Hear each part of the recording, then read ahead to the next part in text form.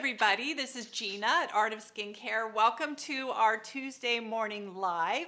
And I'm very excited today to have Jane Mann with us. Welcome, Jane. Thank you. Jane is the developer of the Onma. This is a wonderful massage tool that we use, and I'm going to let Jane describe for you how we use it and all the benefits of it. It's pretty exciting, but I thought where we would start was simply, Jane, help us to get to know you a little bit.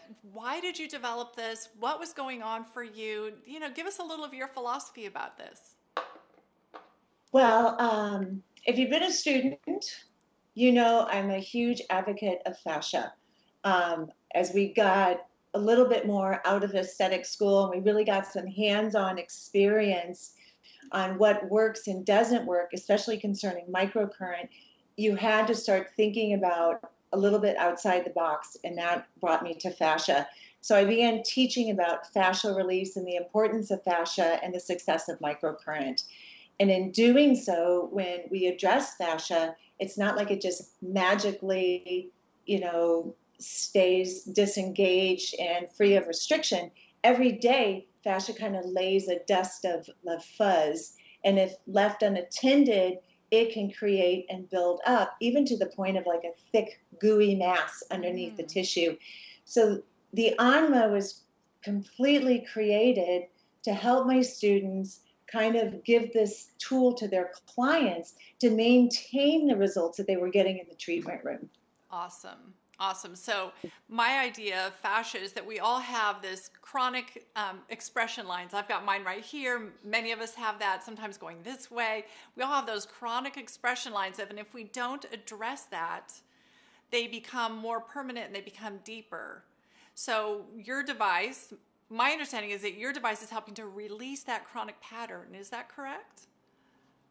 Exactly. And what we're really doing with the Anma is we're hydrating that tissue, and we're allowing the body to kind of assist in that release and the hydration of that tissue. I mean, we ultimately have the thinning of the epidermis, and the collagen and the elastin break down. And in our face, we have what's called Lanyard lines. And these are just lines of the layers of collagen. And as the skin thins, it does fall in there.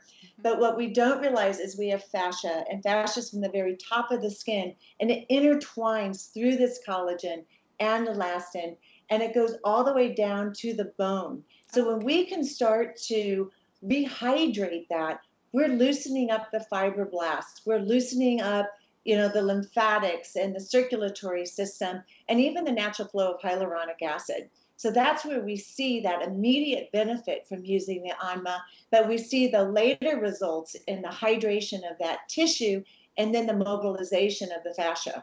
Wonderful. I think that for myself, for working with, healthy aging, helping my clients to have healthy, glowing skin, sometimes when we get started working with a new person, their skin looks stagnant. I think as we get old, one of the biggest things I notice, I'm 59, and I just notice that within my body, within my face, everywhere, I'm dealing with a tendency towards stagnation in the system. And so we're always working with exercise, nutrition, all these different things to decrease stagnation. And I think that's what drew me to, I know that that's what drew me to you and to the Onma, because it's one way of working with eliminating that stagnation and really getting the skin and the cells nutrients to them and getting them fed, getting that circulation going again so we don't have that stagnation. That's exactly it. And I giggle because I think we all have our memories of going through beauty school, right? And I just remember reading in the ladies that a woman loses 60% of her microcirculation when she begins menopause. And I was just like, wow, aghast, and I'm like, oh my God, like, I can and what attest people to don't that. realize is, right? They don't realize that microcirculation is the actually nutrients that we're feeding the cells. It's the oxygen, it's the red blood cells to that tissue. And that's what's so important. And how many times do you have a client come in that goes, I need a peel. Look how great my skin is. Right. But it's really, they need an Anma. They need to create that circulation. We've got to create it from the inside out. The health. Yeah. We can, I mean, for me, it's finding balance for my clients is that I have some clients who just want to use a device or a tool. And I have to tell them, well, that's great, but daily skincare, what you're putting on your skin, feeding your skin is probably more important than a tool or device that you're using. And but it all goes hand in hand. You can be putting on great skincare, but if it's not penetrating through the skin, if you don't have good circulation, it's going to be hampered. And so the Onma is just that extra boost in there, if you will, that helps you to get everything moving and really assists what your skincare is trying to do. You're exactly right. Yeah. I mean, a tool is a tool. Yeah. And I always say it's a great additive, but there's a Yeah. 360-degree approach to aging, and it's diet, and it's skincare, and it's the health of the cells. And the Anma isn't that magic bullet, but it absolutely does generate the blood flow. And assuming that the blood has the nutrients, we're creating a healthier cell in the next generation of. That's awesome. Yeah. Now we are going to dive in there and show you guys how some great techniques. I'm going to learn some new techniques today with Jane. But before we go there, Jane, tell us about how your device is unique and how it's created. I've had some clients reach out to me because they've seen a similar device out there for sale on the web that looks similar, but it's a lot cheaper. Talk to us about that. Why do we want to choose your device? There's knockoffs. Let's say that. There's knockoffs out there, and they're just not the same. And when you hold them side by side, you really see that they're not the same. So talk to us a little bit about that. I'm seeing if I have one on my desk. I don't. Okay. They say imitation is the best form of flattery, right? Right. Every now and then, I go on the internet and I'll Google the Onma, and I go, oh my God, there we go. Right? I got a trademark attorney to send these letters, Yes. and they are. There are several reasons. The other ones are just mass developed. They don't have unique features like an arch in the handle, a curve in the thumbs. And these you can just see they're pointy, but they're not just like blunt. And so these get into the tissue a little bit nicer. Our molds are hand created, and we can make 1,000 at a time. So after each 1,000, I always try to make a little bit of difference in the Anma to kind of keep it a little bit different for those kind of the mass producers. A lot of them are injection mold Anmas, so you'll see a seam in them. These are seamless. They're hand polished. I'll show us that. I was so impressed when I learned that you hand polish each one of these, because you wouldn't want to have a scratch. You wouldn't want a rough spot. So that's your polisher. Yeah, so we have several of these, and they're lined up, and I'm actually in the workroom right now.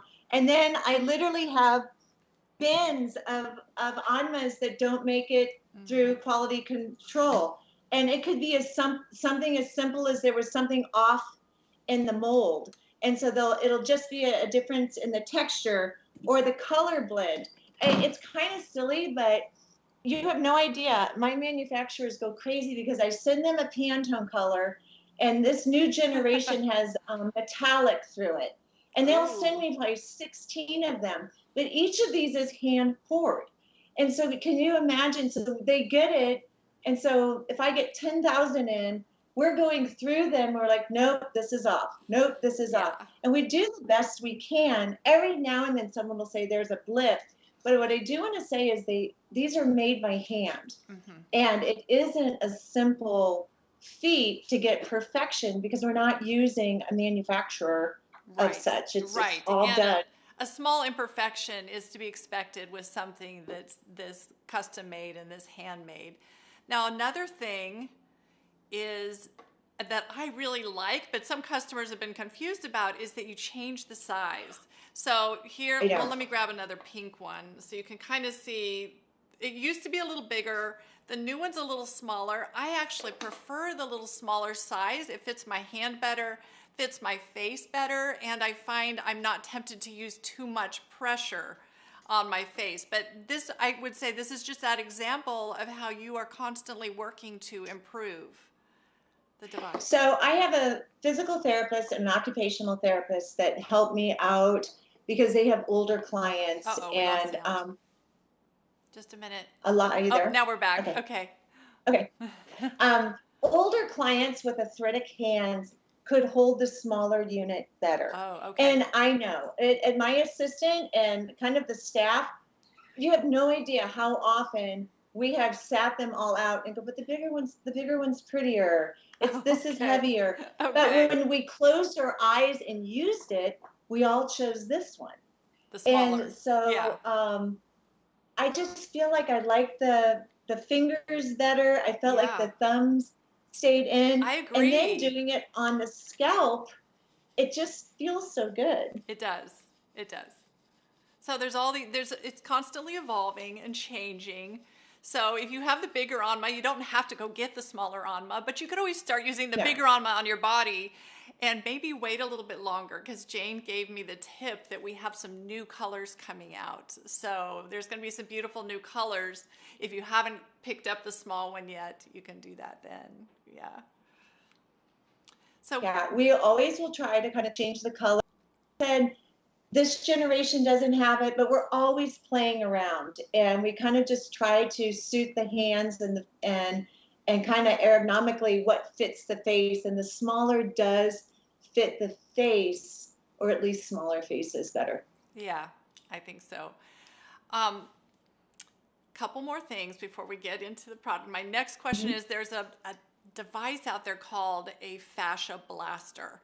And sometimes I get comments on my Onma tutorials saying that the Onma is really bad for you and you're going to damage your fascia, and it's a fascia blaster. And so there's a difference between a fascia blaster and an Onma. Would you like to Oh, educate us about that? absolutely. Yeah. I have nothing but respect for Ashley Black. I feel that she has really brought fascia to the forefront, and fascia with the kind of the entrapment of the fat and how that is, but fat is deeper. And so Hmm. she has patented, or I believe she's got these great little claws that go Yeah, in, and they're if much you more, use it yeah. on the body, it's phenomenal.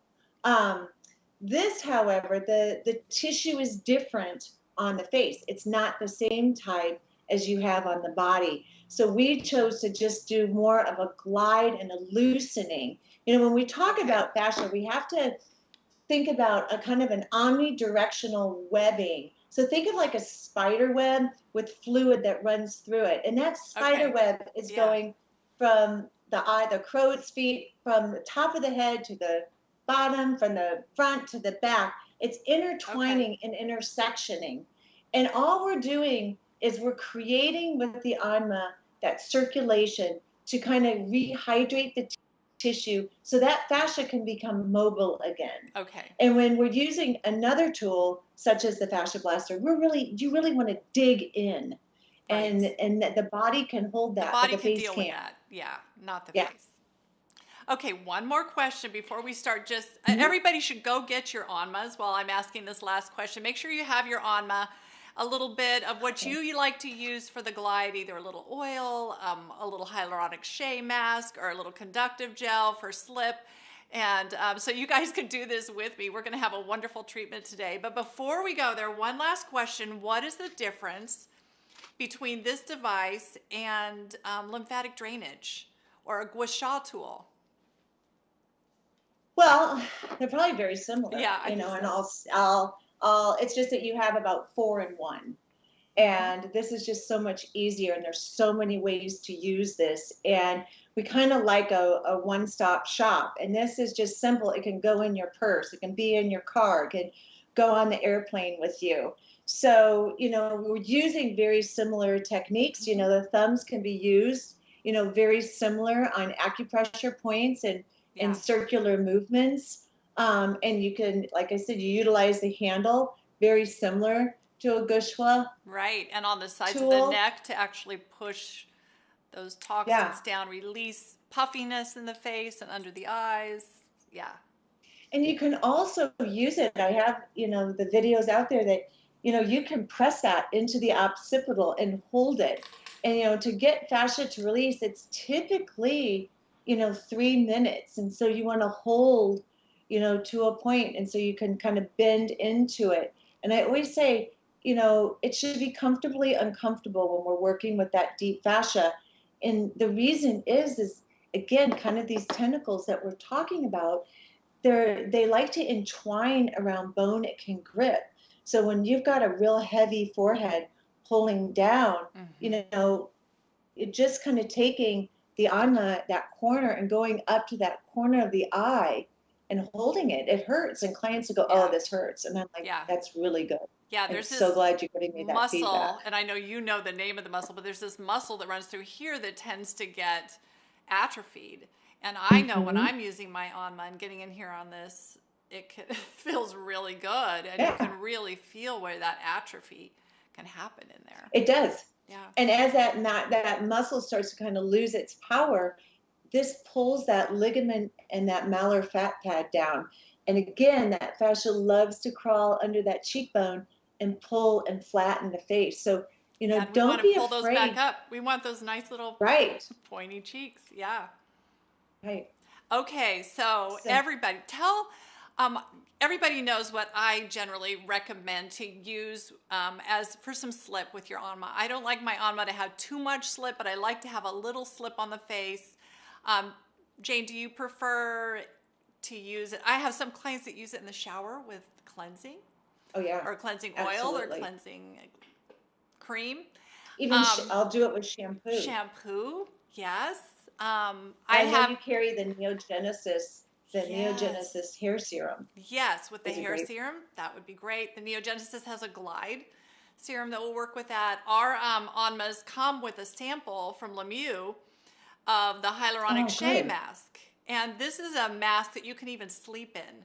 It's very hydrating. It's perfect for those customers, our clients who have drier skin. It has hyaluronic and shea butter in it, and it's a very nice massage medium. So that can be used. I've sometimes during the day at work, I will just spritz my skin with a spritz of water, right? And then that just gives me a little bit to work on my tension areas. So everybody, if you grab your Onmas, grab whatever you want to use as far as giving you some slip. And let's dive in there. Jane, give us a tutorial. Tell us what to do. What do you do in the morning? Did you just put some light oil on? Yeah, I put like a peptide. Just kind of the same thing. I like a slip but a little tack. Yeah. Because you need that tack to hold that tissue. And a lot of times I'll play with the other hand as an anchor and kind of lift and create a little separation.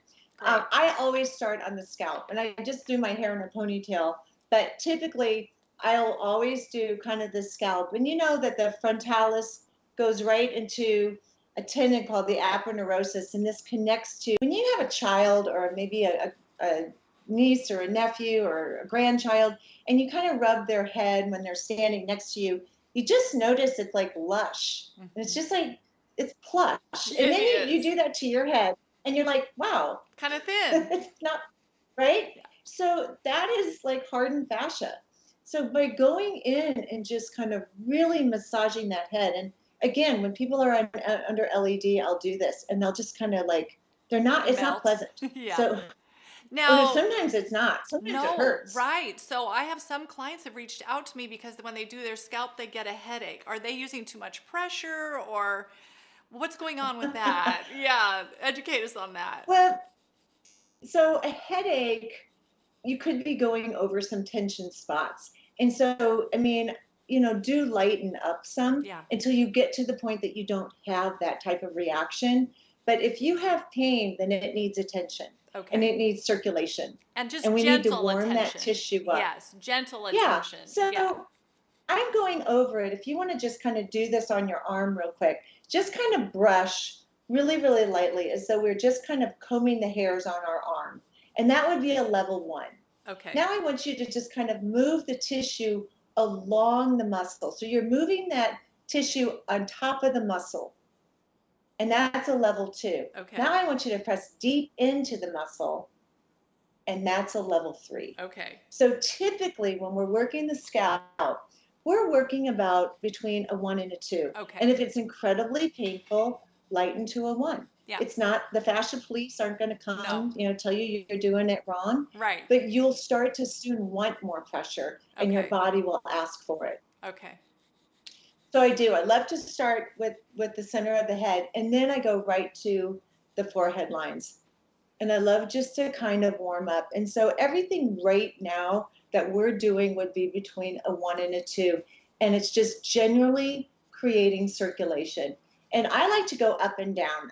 I've had people try to do circles, and maybe circles feels good to you. It Yeah. doesn't feel good to me. Yeah, But me if either. circles feel good to you, then Then do it's it. okay to do Yeah. circles. But I really prefer horizontal and vertical movements, and kind of going on the outside of the face, and then taking the back little finger and the fourth finger, and I kind of cup that brow bone, Ah. and I do the windshield move. And this hits the corrugator as well as the orbicularis oculi, the eye Oh, muscle. this is So the one we're I really need. just going, Yeah. is this lovely? This is lovely. Right? Yes. So I like to do that about 10 times. And then I just like to hold right in the center.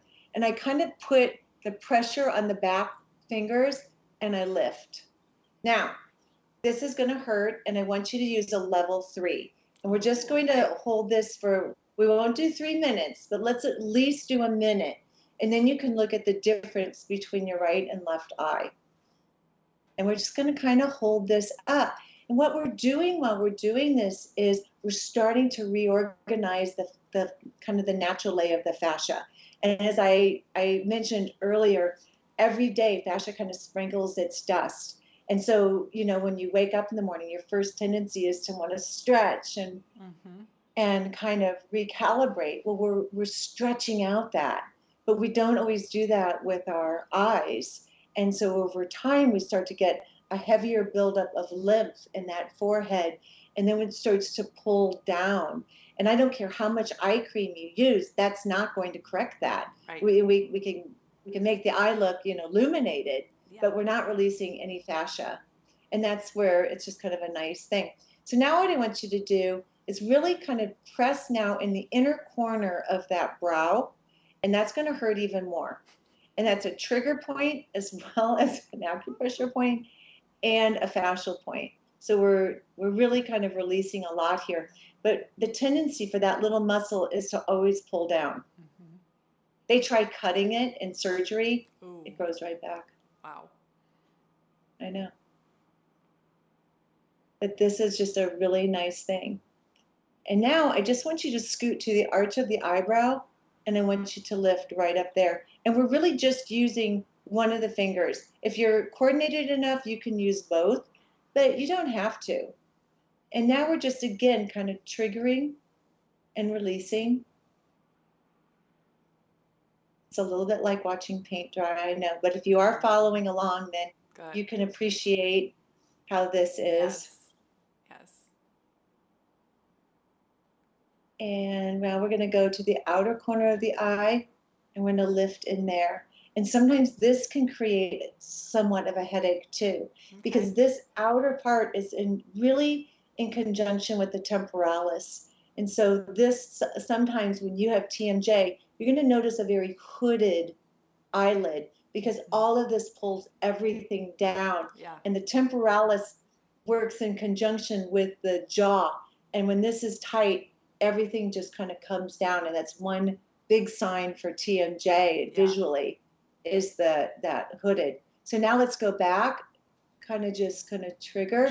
And if you have marks, right, on the face, don't worry, because honestly, that's showing you that blood was needed there.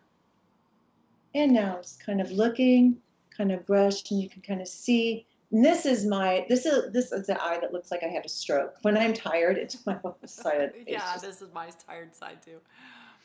But you can just feel the blood flow and the warmth. So after that, kind of go and just take the handle. And it's kind of like cooking, right? Sometimes, when you're decorating a cake, you use different tools. Well, you can use different parts of the Anma in the same region. So we're kind of going out, and then we can go right underneath that eye. and just using that handle. And that's what also makes this different, is just this slight curve in here. It's not too much, but it's enough just to kind of cup that cheekbone and kind of going and swiping up.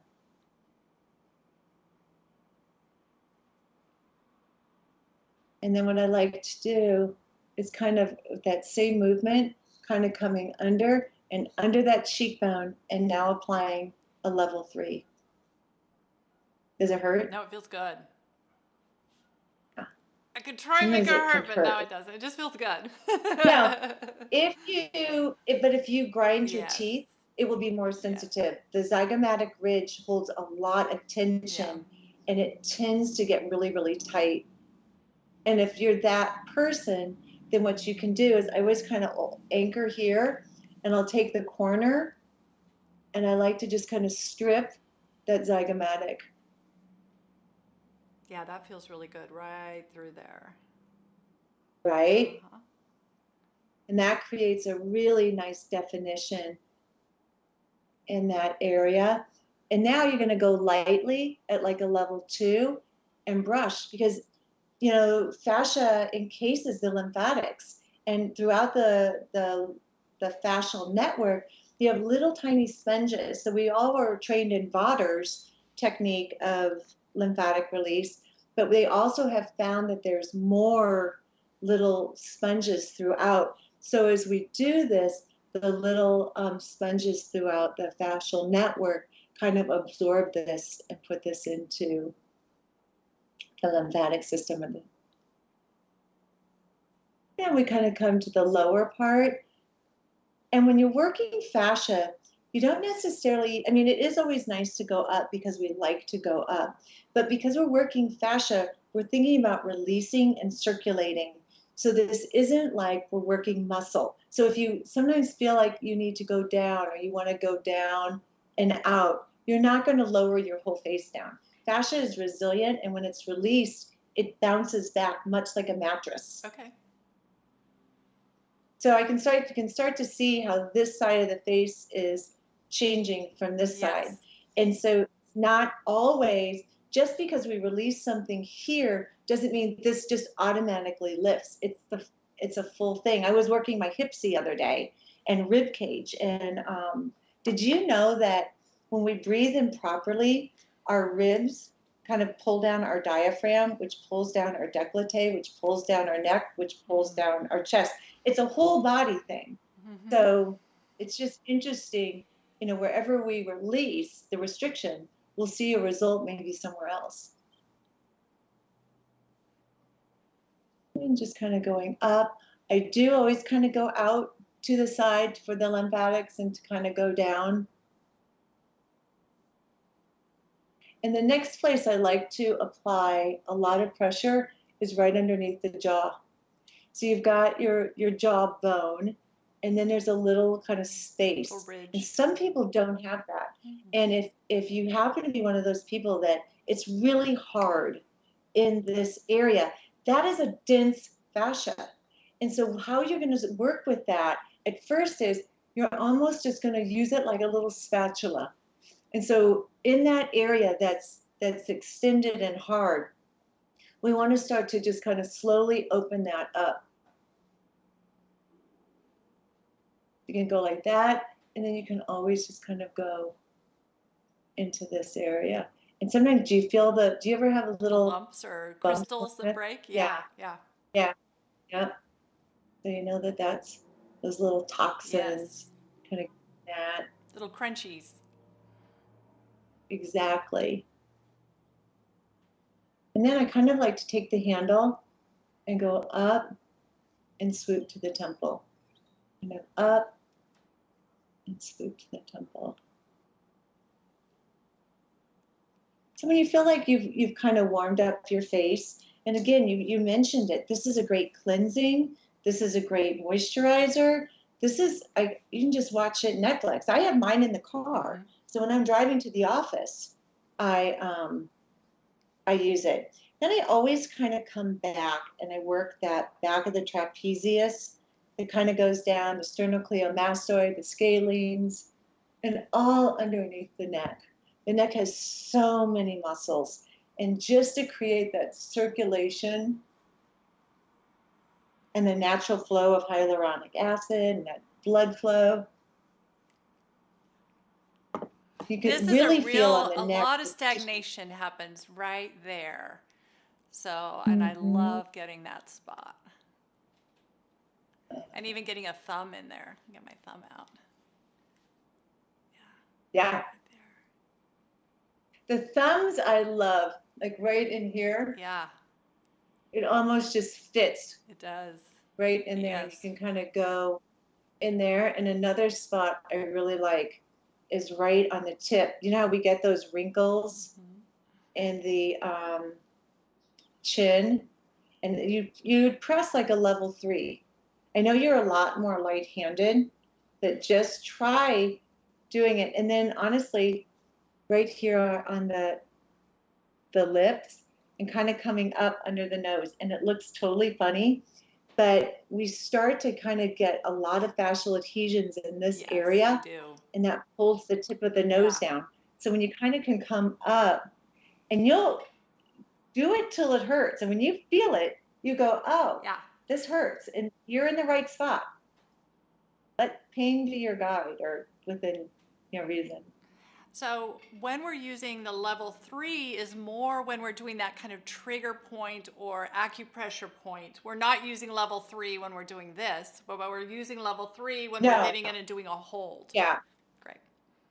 yeah, no, you do not want to do No, level yeah, 3 over your whole yeah, face. To be really honest, it would do nothing. It yeah. wouldn't be productive to do that on the face like that.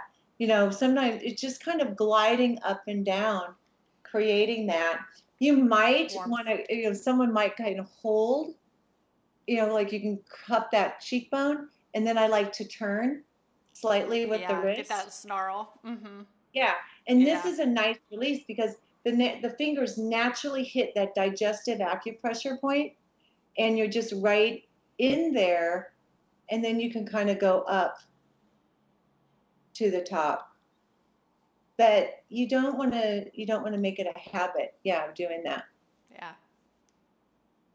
So another place that a lot of people do forget is the décolleté. And we really want to do that décolleté and right underneath the collarbone, headed towards the armpit, because this starts to release a lot of the toxins and kind of open up that thoracic duct, which is your major lymphatic duct. And this is just a great thing. And this is why it is kind of nice if you do it in the shower, because you can spend some time. If you're an esthetician and watching this is a great thing to do in the treatment room. And, Absolutely. a lot of girls like to use two. I just don't think I'm coordinated enough. I always just It takes some practice to be, yeah, dual-handed but as an esthetician. But there are these lymphatic points right up here. And in fact, when you're sick or you're fighting a bug, they often talk about knocking right there. yeah, then And I find that, yeah, this tool breaking up that lymphatic, and for some women, this is so sensitive, it oh yeah. hurts. So definitely don't hurt yourself. I mean, you're not going to hurt yourself, but more isn't always better. Take it slow. Work up to using that deeper pressure on this area. It's a very vulnerable area. Well, and Jeana, with our lifestyle today of holding the phone, we're bringing our shoulders, and when you Yes. let's say you're reading something stressful, Yeah, now you're we're doing your taking cell into phone. that Yeah.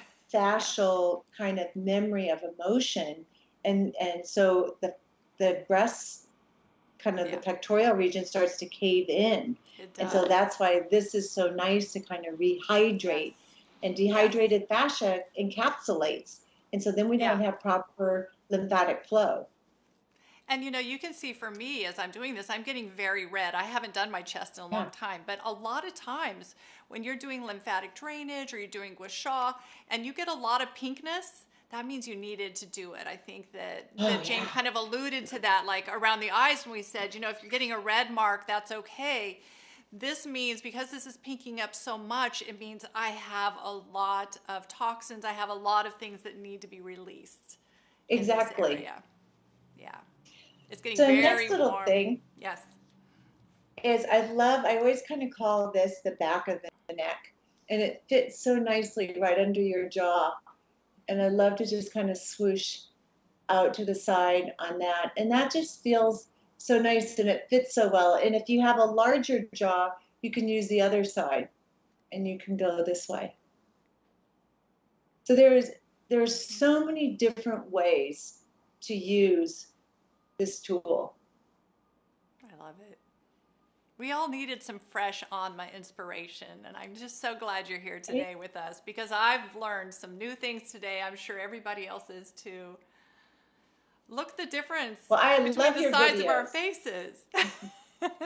I know, right? Right. And it's so simple. Like I said, I have a 20-minute, takes me 20 minutes to get to my office.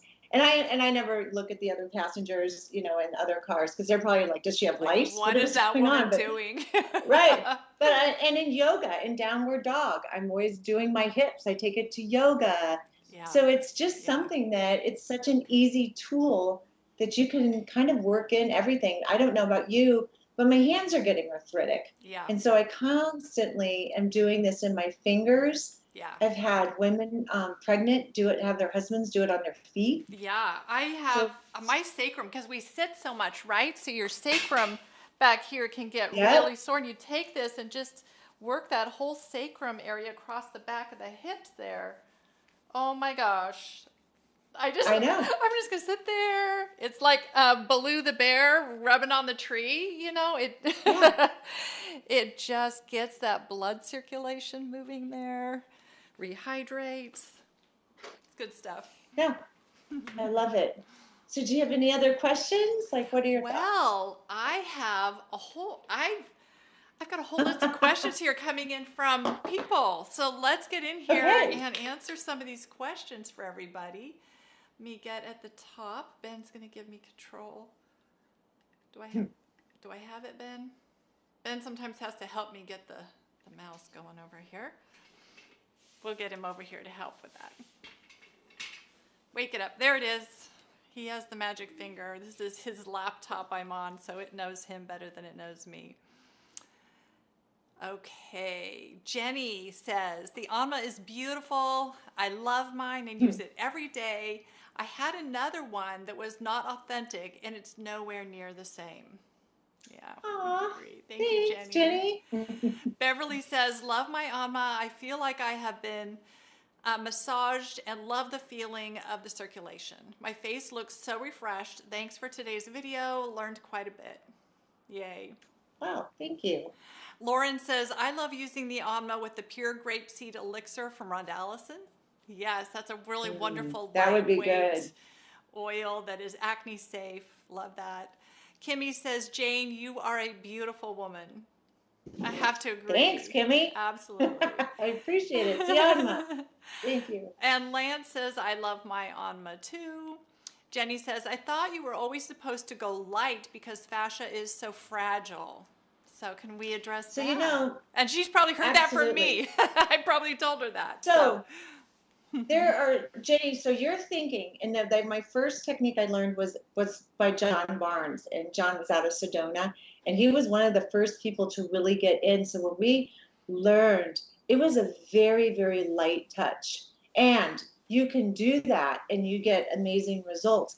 But as we started to learn, there was a French orthopedic surgeon, and he placed an endoscopic camera in the tissue when he was doing surgery, and that's where we really learned the living architecture and kind of like what was going on underneath the skin.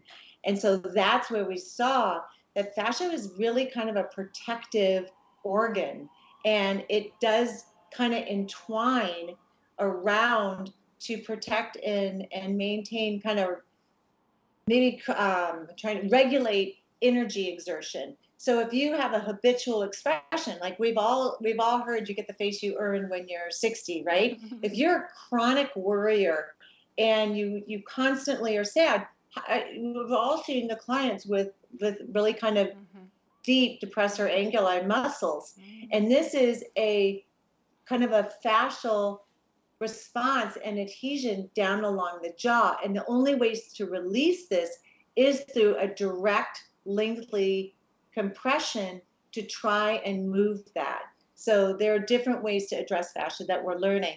With the Onma, though, while we can use the handle because we have a little bit longer and leverage, you don't want to use the fingers, you know, rubbing up and down, because that wouldn't be productive. It's wonderful. Okay, we have here, Beverly says, OMG, thank you for this tutorial. Face Yoga Master says, hi ladies, loving the live stream. Yay, thank you for being here. Lance says, getting over COVID. It hadn't even occurred to me to use my Onma to help clear toxins. And absolutely, Lance, I also am just, you know, about a month off of COVID, and my upper respiratory took it the hardest. And that's why I think when we were doing this, you were seeing all that redness, because I haven't been doing my Onma there too. So it occurred to me at the same time is that, oh yeah, this is really gonna help with that upper respiratory healing that still needs to happen for me. Yeah. It is. And Lance, try it along your rib cage and along the ribs, because that will help kind of expand the rib cage as your diaphragm is moving up and down. I like that. And that's a great one too. Yeah. To kind of go underneath the arms. Yeah. Wonderful. Yeah. Wonderful. We're all going to be so much healthier. Melinda says, thank you for this tutorial. Beautiful ladies. Thank you, Melinda. Sarah says, I have melasma and just found out Fitzpatrick 3. Sorry, trying to make sense. What's the best oils that would not trigger melasma? I think you could use an avocado, you could use a grape seed, any of the a seed rose oils. hip. The seed oils are amazing. Yeah. You know, there's actually an oil from Michelle Corley. It's her Brighten and Restore, and it has bakuchiol in it. That's very brightening. It may even have a little bit of licorice in it. That would be a really good oil that you could use. The grapeseed oils, because they're so high in anti-inflammatory ingredient, you know, they're so anti-inflammatory, and they are also antioxidants. So all of those would be great for you. And if you're wondering, just reach out to Lauren, who's watching. Go over to artofskincare.com, go to live chat and say, hey, is Lauren there? And then ask Lauren, and she'll help you find the best one. She'll have a lot of fun with that. Okay, let's see. Valentina says, this was fabulous. With us following along. Yay, I'm glad you got your Onma out and did it with us. Ben says, has Jane seen the Onma help any men or women with hair loss? Yeah, let's talk a little bit more about that, because we did mention the Neogenesis hair serum. Yeah. So what are you seeing with that? So I love doing that. I don't have white papers and I don't have clinical studies. Okay. However, I have common sense. And anytime that we're loosening up and we're generating circulation, assuming that this isn't a medical condition that generated the loss, it should help, because we are increasing the blood flow, and then you're using a quality product with Neogenesis has substantial research behind it. And so you should see at least a change in the appearance of the hair. And when you're using your and that goes for menopausal hair too. Absolutely. Your hair just changes. It does. So when you're using the Neogenesis hair serum, you first want to spritz the scalp with the moisturizing mist, because you want to have some moisture. Then you're going to drop in the serum, and then you're going to come and do your massage with your Onma. So that would just be the little protocol that you would want to know for that. Exactly. Jenny says, thank you, so interesting. And then Valentina says, why is it that at times I have craters on my scalp or dents in my head, but after I use the Onma, my scalp is smooth again?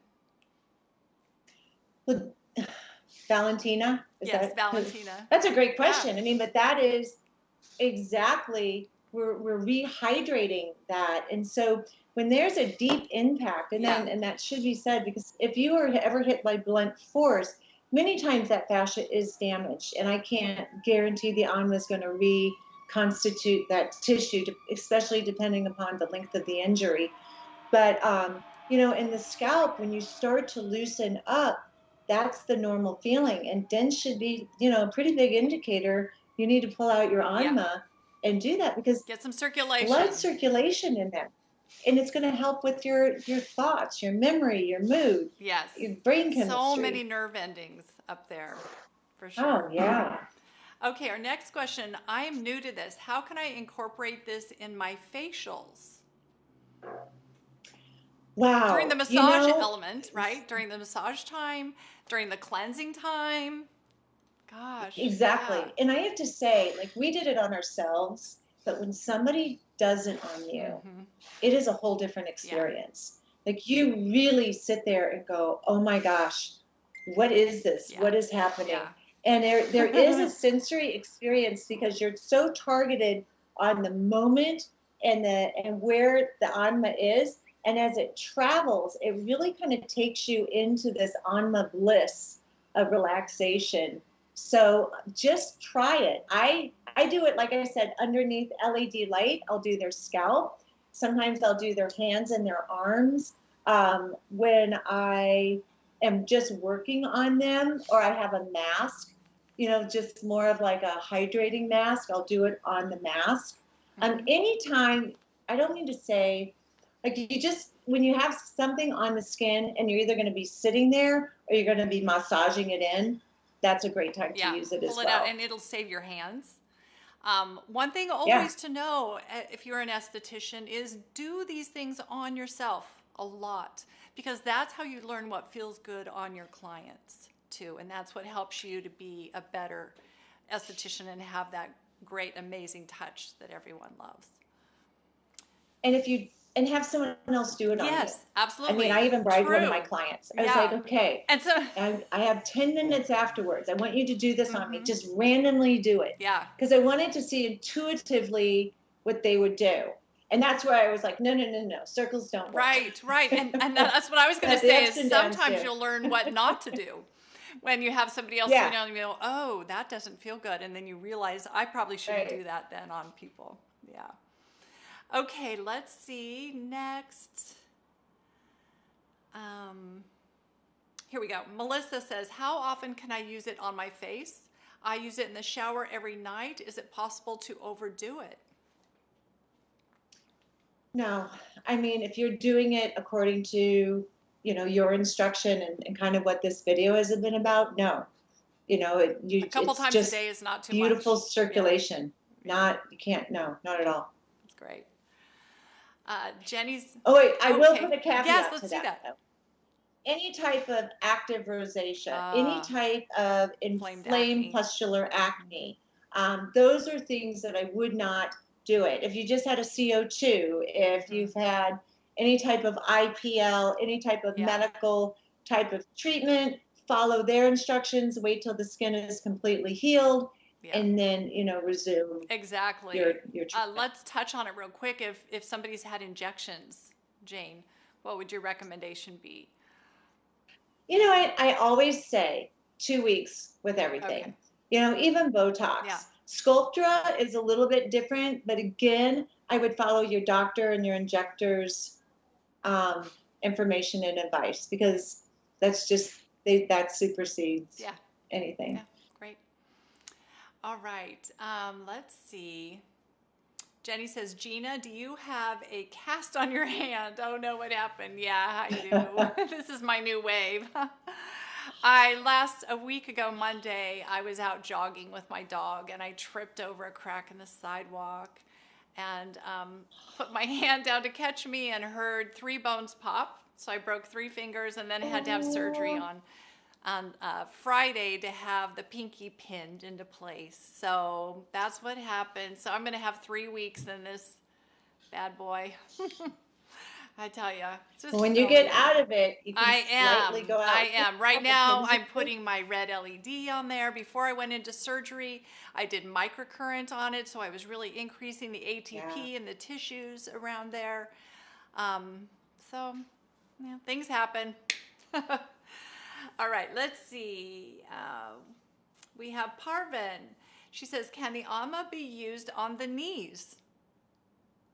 Oh, yeah. Yeah. So on the knees, you know, the inner knee, there's a lot of lymphatics. You can go over lightly in that area. And it's kind of like you'll feel a little gristle, even along the kneecap. So kind of going around the kneecap and just kind of, you know, stretching out and using that area.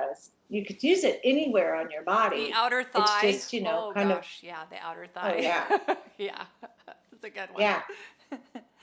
Sarah says, with such a busy life, Jane, have you used the Onma every day? And if so, what protocol do you find has simplified your routine? Do you start at the chest and move up? And then she says, good science. So. Oh, okay. Honestly, I just do it. You just do I it. don't have a routine. You just start I doing just do it. Yeah. It's just, you just do it, Yeah. you know, and intuitively, you know where you need Your it. body knows Now, what it needs. Yeah. I'm Yeah. still an active esthetician. And so sitting and coming over, my brachial plexus sometimes really acts up in my left shoulder and it hurts. So a lot of times I just unconsciously will just kind of tend to that pain and go down the arm into, you know, like the forearm. And that just creates circulation. So, and then there's other times, like I said, intuitively, you know, your body will guide you. So I always say, don't get so hung up on the ABC 1, 2, 3 of how to use it. Just use it, Just do and it. I Have fun. guarantee you'll see a difference. Play with it. Yeah, Play with it. you know, play. You know, some days it's just like, oh, I get these retinal migraines. And for a while you can't see, and I just start to do this, and it starts to loosen up all of that. And so instead of lasting 10 or 15 minutes, it lasts about 3. Nice. So it's just, you know, tension in the head that creates this. So don't feel that you have to go through a half an hour routine to get the benefits. Nice. Anything will help. So here's Melinda. We may have already answered this. She says, how often can we use the Onma on our face? Is every day too much? Also, I've heard this tool stretches the skin and is not good for the skin. Would love Jane's thoughts on this. Yeah. Hey, I love that question. Yes, me too. I love that. So let's kind of consider first, how often can you use it? When used properly, you can use it every day. Properly meaning you follow the guidelines of Jeana or this video and what you have learned. And that means we're always using around a level 2, which is light, just gently moving the tissue along the muscle or the skeletal. 2, can it stretch the skin? You know, if you're, you know, when you have that translucent, very fragile loss of collagen skin. And so what we're dealing with is it's just almost just like a layer of tissue along the skin. Yeah. At that point, that skin is very, very susceptible to being stretched and prone to injury or bruising. But if you have, you know, a good amount of skin and it's healthy and you're doing it properly, it will not stretch the skin, and it will actually do the opposite. It'll actually make the skin more resilient. More elastic. And yeah. Exactly, because what you're doing is we're releasing those fascial adhesions. And fascia is kind of like, it has a memory. So it springs back to its normal location. And now we have a proper kind of scaffolding for the circulatory system to intertwine up to the epidermal, you know, cells or the basal cell layer and create a healthier cell. And you're also just getting the vibrancy naturally back into the skin versus creating some type of wound healing. Pretty smooth, pretty gentle. We mentioned the fascia blaster, which is more for the body, more geared for that deeper fascia. I think that that type of tool, in my opinion, would not be as good to use on the face, especially if you're having a more delicate.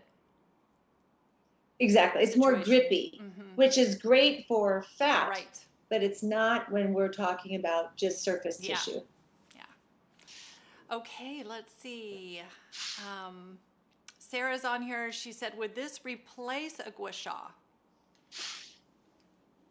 Yeah, if you choose for it to. It, like I said, it has several in one.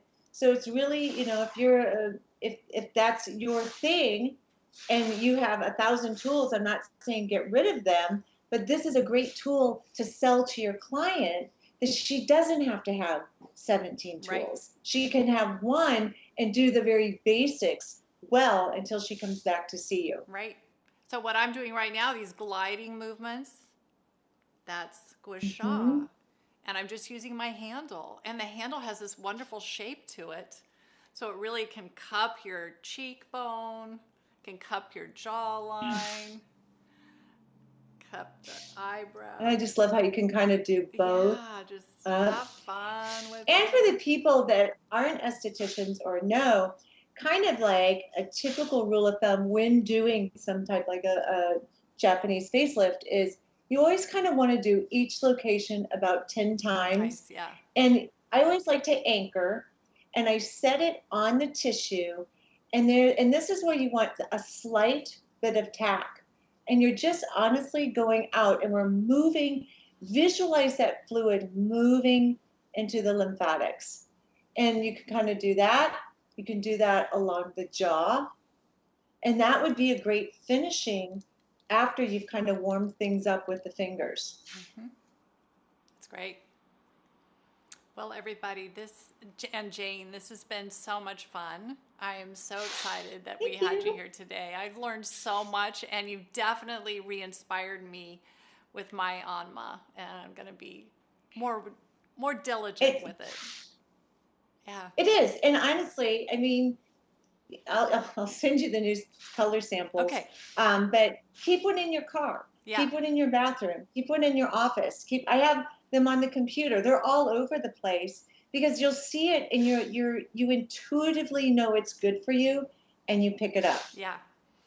And use it. Final question I'm going to let squeak in here is if somebody wakes up with puffy eyes, maybe they have allergies, they stayed up too late or something, do you have a favorite flow that you like to do for reducing that puffiness around the eyes?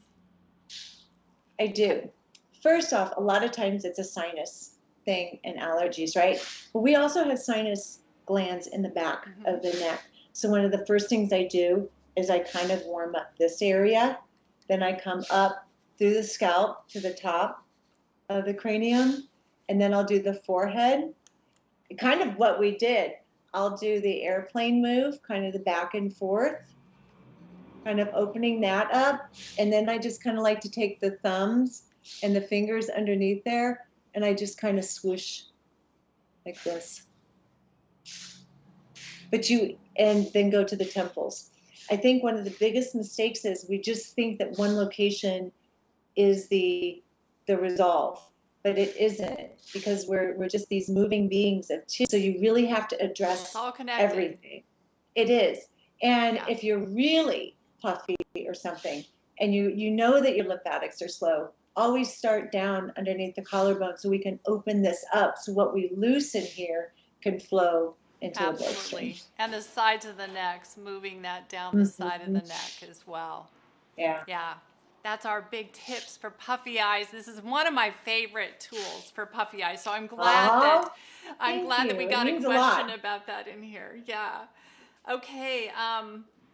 That's it. We've answered all of our questions today. It's been such a pleasure having you, Jane. I think we'll try and get you on again when the new colors come out. And I know you're also, like I am, you're in development on a new device, and I can't wait till it launches, and we'll get you back on here to share that with us when it goes live too. Are you thinking that's going to be January or? Well, the new one that we just talked about is right now just in development. Okay. You have another one. You have one that we currently have. I think we're launching with you. That will be a real fun one to kick off and do something very similar. I think that it's one of the biggest tools. Many of you know that I am developing a microcurrent device with 7E Wellness, And we've also joined in with Jane, and so we have an attachment that will work with our device that has a device that Jane developed and Yeah. designed for us. So we're super I think it's a excited game about that. changer. I feel It is. like this was a game changer. So is this for Okay. everybody. So Yeah. it's going to be a lot of fun working with you on this. Yeah, it's going to be great and just so fun. So many new things. So thank you so much for being here. Have a wonderful rest of the week, everybody. Have a wonderful day, and we'll see you all again soon. Thank you. Bye. Bye-bye.